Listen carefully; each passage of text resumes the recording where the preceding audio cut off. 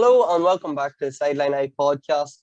We're bringing you another preview show as we're looking ahead to the big game this weekend between Armagh and Kerry. As always, this podcast is brought to you in association with McKeever Teamwear, proud suppliers of all Armagh GA merchandise. I'm delighted to be joined by Barry O'Hagan and Oisín McConville, the under-20 managers for this year. And they're going to talk us through how the under-20s are getting on so far this year and then look ahead to the Armagh and Kerry match coming up on Sunday. And as you can see, everybody got the memo to wear the McKeever's gear, so we're all advertising well for McKeever's today. Men, thanks very much for coming on. And Barry, I'll start with you. I suppose just tell us a bit about how it came about that you and Oisín were appointed Armagh under-20 managers this year. All right, Sean. Morning. I don't really know, Sean. I suppose we were asked. Were we interested in taking over? Oisín and myself then met up for a bit of a chat and agreed that we would take over the thing.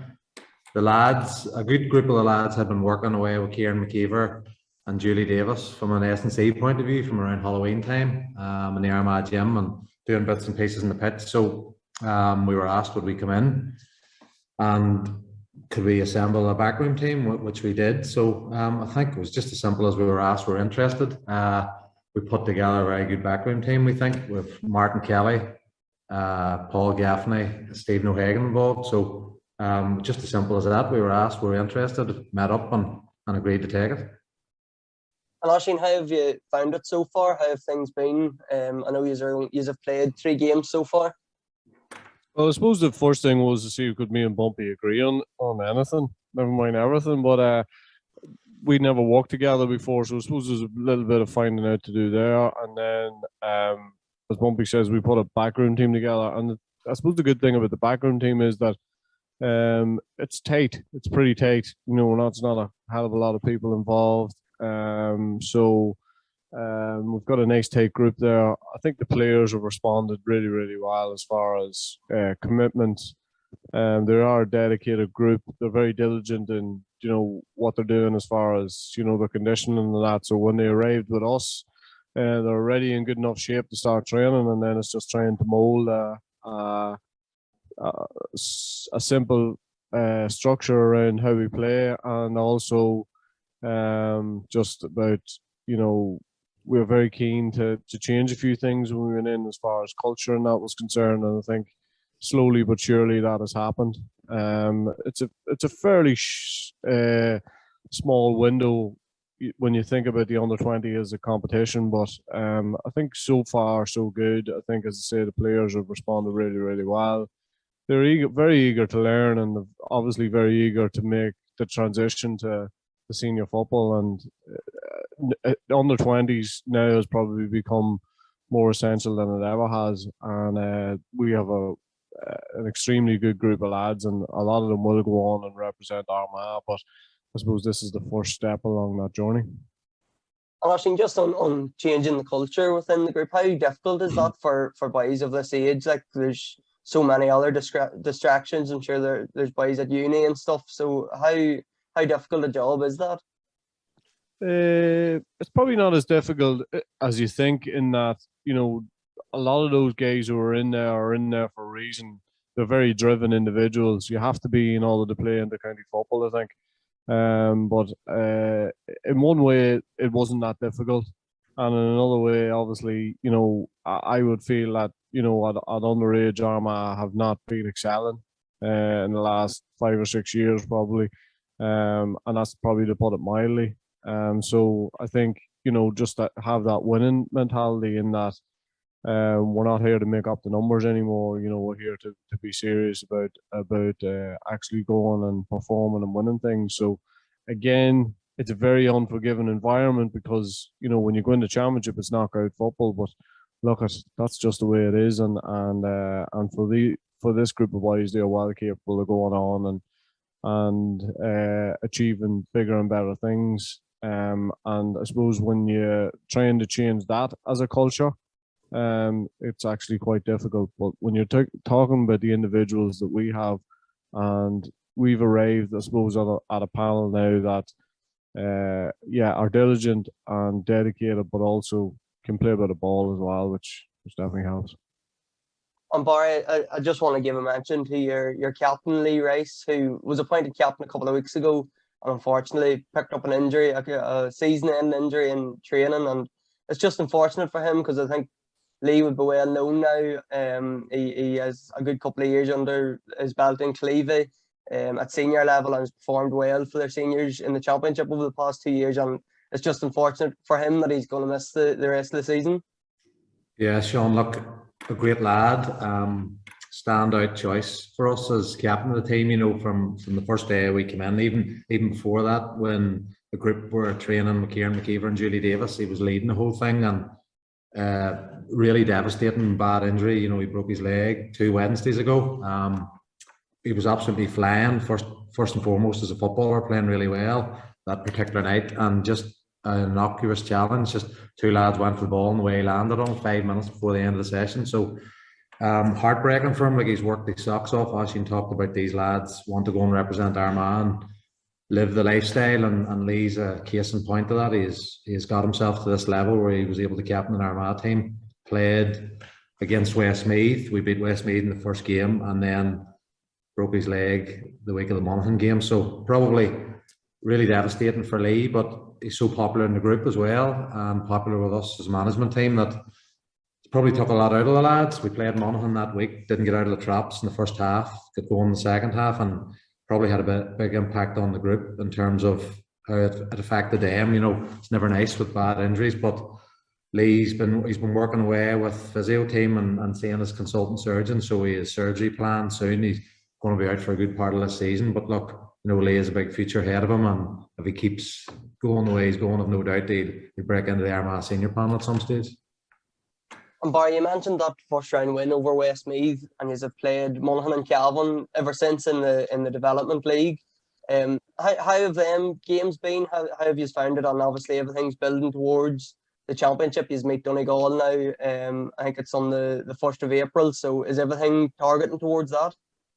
Yeah, obviously, as Oisín said, back to knockout championship, probably himself and myself, that's probably what we're used to, and that's probably what we prefer rather than going into group stages. It's do or die. Now we have a really, really tough challenge going to Ballybofey. You would probably think that Donegal, along with Monaghan, are probably favourites for this Ulster title based on previous track record. But you know, everything's been aimed since we got together early, or just before Christmas, around the 1st of April, and look, I wouldn't say the development league has gone fully according to plan, but I think we've got enough out of it in terms of Westmeath qualified to the final. Actually, we beat them and probably should have beat them by more in Silverbridge. As I say, the Monaghan game, we're happy with elements of performance, but our first half wasn't anywhere near good enough. And then we tried a few lads out and we tried a few things away at Cavan last week and probably learned a lot about ourselves.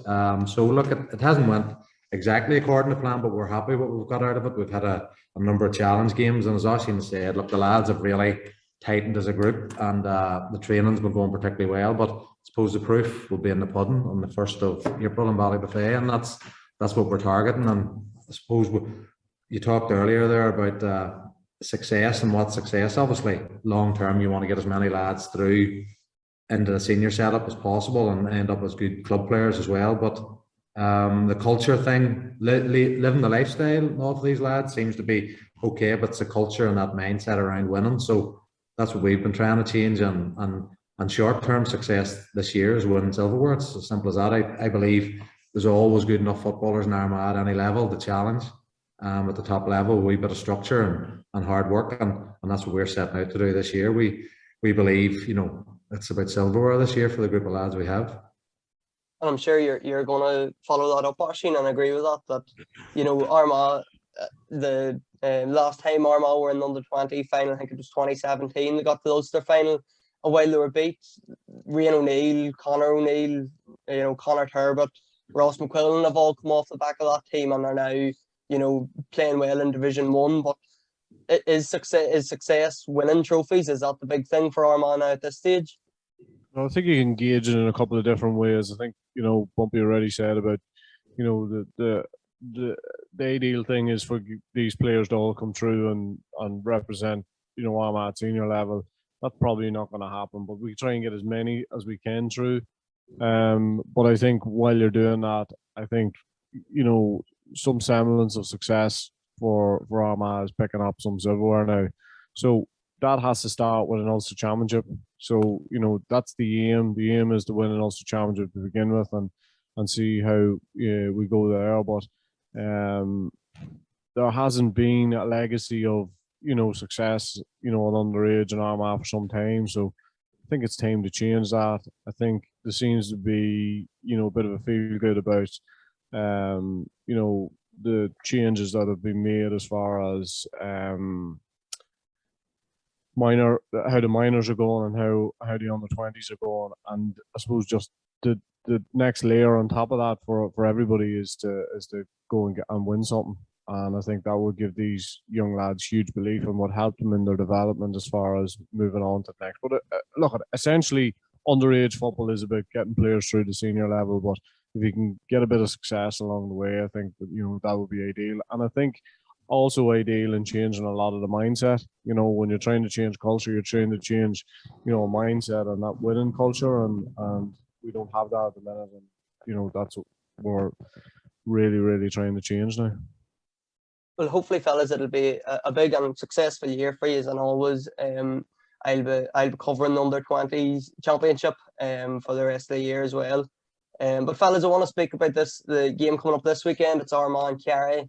It's the big game for Armagh fans. Welcome Kerry to the Athletic Grounds. It's the reason Armagh wanted to get back to Division 1 is to play these big teams at home. Barry, how much are you looking forward to this? How big of a game is this?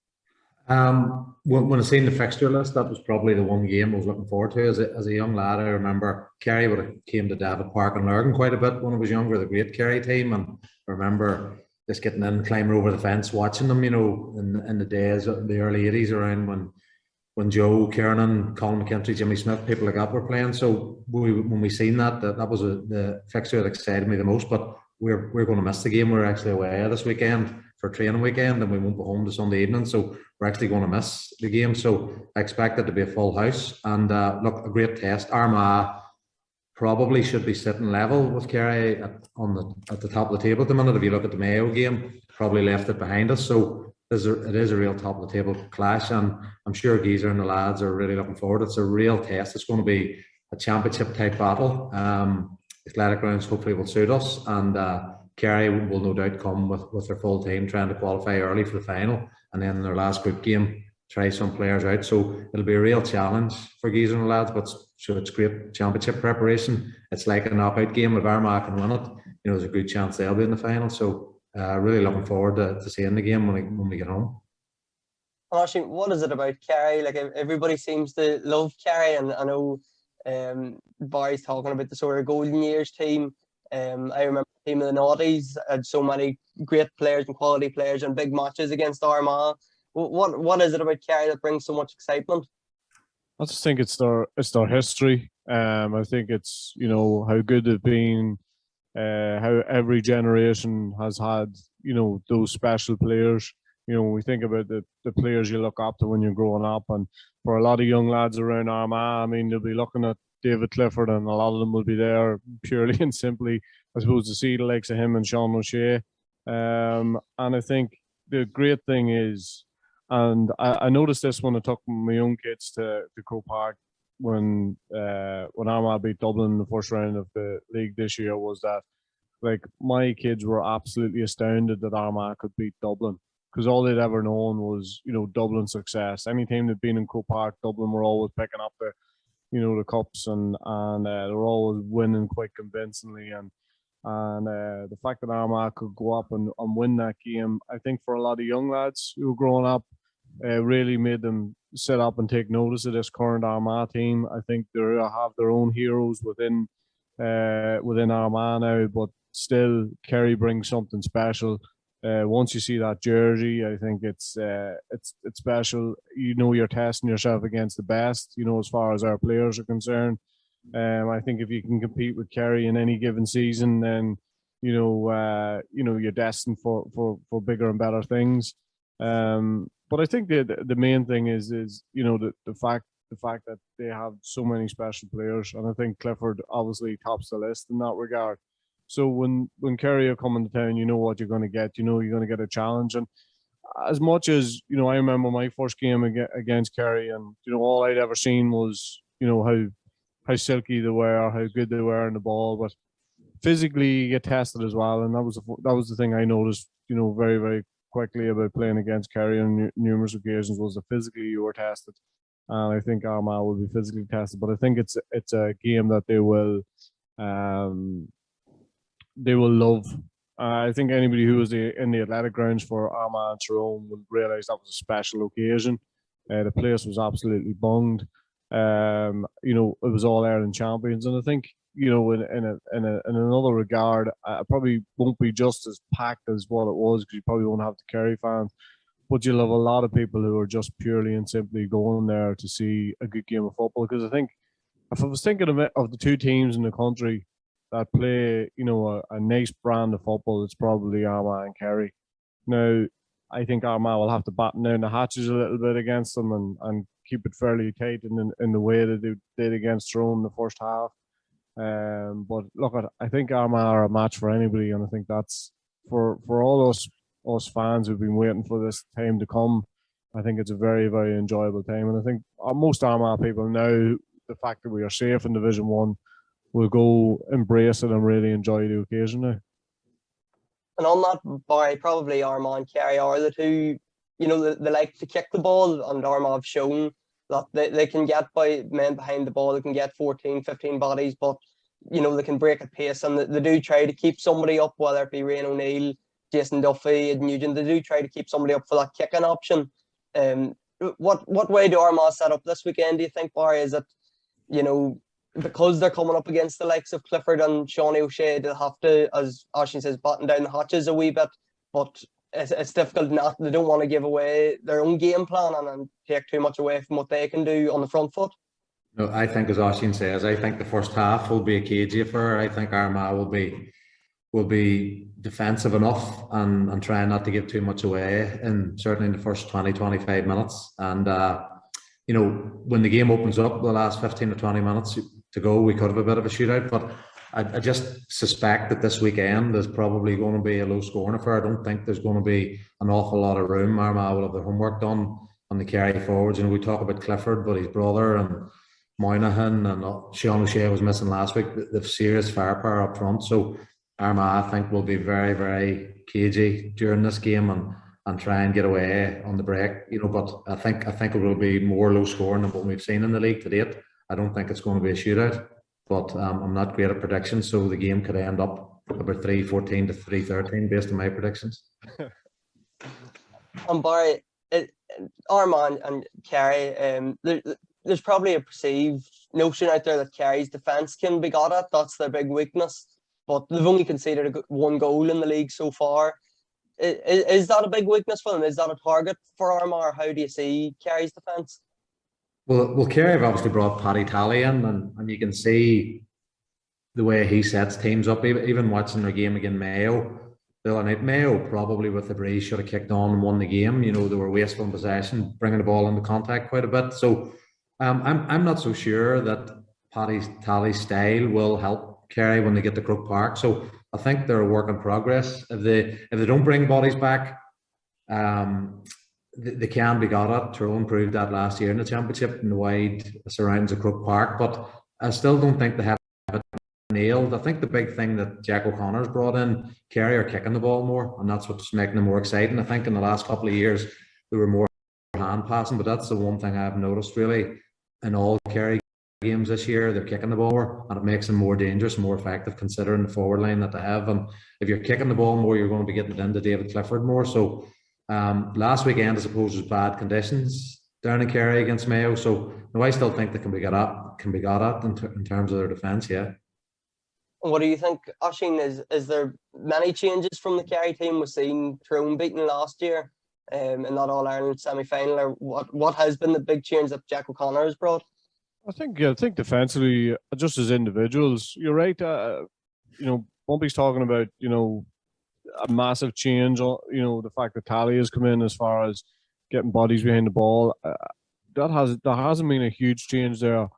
I just think there's been a huge change in how they defend as individuals and how they have improved in a short period of time. I think Foley is a perfect example of that. I've seen him at minor level, and I thought he was the answer to their problems at fullback, because realistically have had that problem for some time. But how he's developed and how he's improved is immense. I think, what Kerry needed was a couple of dogs, in that defence, and Tig Morley sort of fits that bill. But I think that they're there to be got at in other ways. I think as much as they have plenty of ball players in that defence with White and how he gets forward, and a couple of other lads, Crowley and boys like that. I also think that defensively they're just not good enough, and I think the fact that they probably don't have the structure that they had is probably going to come back and bite them eventually. But so far, you would have to say that defensively they've been decent. I think they are one of the stingiest defenses in the whole of the National League. But I think I watched Armagh against Tyrone. I watched how many bodies Tyrone had behind the ball, and I've still seen Armagh breaking them down on numerous occasions with a lot of ease, and created a lot of goal chances. So I think that Armagh will do the same. They'll create chances. It's just a matter of taking them now. And Barry, Armagh defensively, we've mentioned Clifford and Sean O'Shea throughout the podcast here. They're obviously the two big names, and it's probably going to be James Morgan and Aidan Falker is going to be the two Armagh men handled the task of marking them. But how do you stop David Clifford? How is it possible? Are Armagh going to double mark him, put a sweeper in front of him, or how difficult a task is it to do? Well, I think it proved that for most teams, if you can keep David Clifford to 3 or 4 points in play, you've probably had a good day at the office. You got to stop the supply of ball coming in them, number one. But you're not going to keep him out of the game if you watch him. Even if you that second to get the ball over the bar. So I would rather see Aidan Falker on Clifford, and I'd rather see James Morgan out the pitch on Sean O'Shea. I think James Morgan was the best defender in Armagh club football last year, playing centre half back, and I think he has more to offer out the pitch. I think he says there's a tough marking cornerback or behind him, but he's a much better footballer than people give him credit for. I'd like to see him out the pitch at 6 and marking O'Shea and being able to provide constructively for Armagh as well. And I think Falker's tailor-made to mark Clifford at anybody in the Armagh defence. So, but no, it's going to be good to see the two personal battles between the two lads. But if you can keep Clifford to 3 or 4 points, as I say, you've had a good day at the office.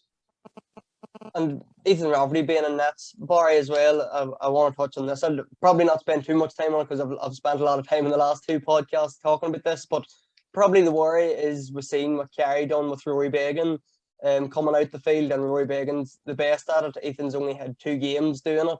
The set chops for Rory Began, I think they got 3 goals and they caught him out twice. How big is it for Armagh to sort of be very cautious about Ethan? Of course, again, going back to they have to play their own game, but not too much that they're going to give away goals to Kerry.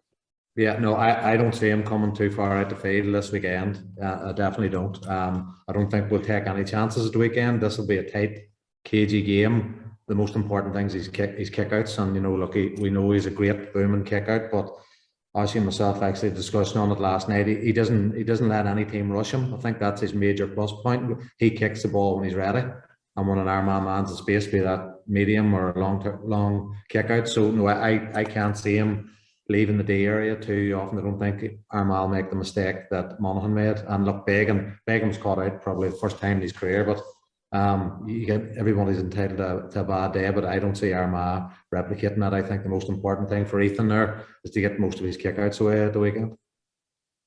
And actually, Rian O'Neill and David Clifford have probably been hailed as the 2 best forwards in the game at the minute. We're going to see both of them going head to head this weekend for, I suppose, who is the best forward. Is that fair enough to make that assumption, or is it too easy to just put it down to them two? Yeah, it's probably a little bit easy to put it down to them two because they're reliant on the sort of ball that's coming in. Like, have you seen a ball that that Rian was getting against Dublin, and I suppose the different role that he played even the other night against Kildare when he was a little bit deeper. So they're very much they're very different. Like you're not going to see Clifford coming out, to the middle of the field, winning kickouts, and like Clifford is exactly what it says in the tin. Like he wants to score. He wants to be on the end of things. Yes, he can create, but he's not going to play too deep. Rian at different times is expected to come out and play a lot deeper, and that works for him because the thing I like about that is, and I always had a problem when I seen Murphy doing it, but the thing I like with Rian is it sort of keeps him in the game. So he's never out of the game. He has that opportunity that if it's not coming in at full forward, he can go out around the middle of the field, win a few balls, get on the ball, and not feel as if he's out of the game. So they're very different in the way that they're playing, but there's no question that at this moment in time, they're right up there as far as the top 2 or 3, 4 players in the country. And just on that, Oisín, as you say, Rian can come out and play around the middle and win kickouts and play make from centre half forward. Where's his best position? Where would you like to see him spend most of his time? I'd like to see him in the middle of the field and at full forward, all at the same time. If that's at all possible. Oisín O'Neill's probably the answer to that, is it? Yeah, I think he is. I think what we've missed Oisín. I think there's a couple of other players, who have been in there. And look at even the fact that we had injuries, last week, give other boys an opportunity. So I think we our squad runs a lot deeper than it once did, and I think that's definitely going to help. But look, I'd love us to have the luxury of playing Rian at full forward all the time, but I just don't think that's going to be possible. And I think, look, when Oisín comes back, maybe you can switch the 2 of them. But the role that he's playing at the minute seems to be working for him. He seems to be playing with a huge amount of confidence. So, look, in an ideal world, I'd be playing him at full forward, but it's not an ideal world, and some games are different in that. You're going to have to come out that little bit more. I think again, you've seen it against Tyrone where he played a lot of the game, probably at 11. And created a little bit more than actually, was finishing. But, if you're playing against a team who are going to play a 1-on-1 or 2-on-2 or 3-on-3 in defence, full forward and let it in them, old school. And Barry, just before we finish up, I just want to say how big of a game is this for Armagh in terms of, I know what it means for the league.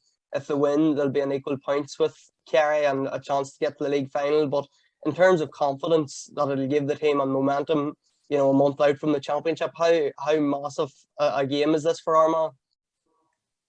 Oh, Sean, I know it's a big statement, but on the minefield, it's the Ulster Championship. There's probably 5 teams that think they could realistically win the Ulster Championship this year. But if Armagh can beat Kerry on Sunday, I do think it puts them in the equation as All-Ireland contenders. Look, I'm not saying that Armagh are going to win the All-Ireland this year, but if they can take Kerry this weekend and is what essentially nearly like a knockout game, it can prove that they're up there with the best. And I do think on current form, they're probably up there in the top 3 or 4 teams in the country. But the most important thing is to have momentum. And, if Armagh were to lose a couple of games in the last 2 rounds of the league, you're taking that into the championship to go to Ballybofey again, a huge challenge for them. But if we can win our last 2 games and bring that momentum and our style of play, and I think, we do have a great variety in our style of play. Oisín talked about the role of Rian there. I think Geezer's got it exactly right. He plays inside when it suits him and he comes out when it suits him, and he's not like Clifford. And I think that's a great weapon to have, in terms of going forward into the championship. So, look, I think this is a really, really important game for Armagh to win on Sunday. Just for momentum for the championship, as you say, it's only a month out. It's not like the old days of the National League. You've a couple of months to get ready. It's really, really important. But at the same time, if we're close and it's a close game, it's not going to deflect that much. But I do think it's a very, very important game to win. Well, as always, we'll be covering that game with match reports and previews, and that game's on Sunday at 2:00 in the Athletic Grounds. The ladies are back in action this weekend. They have their league semi-final coming up against Laois and Drogheda on Saturday. The Miners are back in action, as are the Camogues on Saturday as well. And the Hurlers are over to Warwickshire on Sunday for their last round of their league campaign. Men, thanks very much for coming on and giving us all your views, and best luck for the rest of the year with the under-20s. No bother, Sean. Thank you.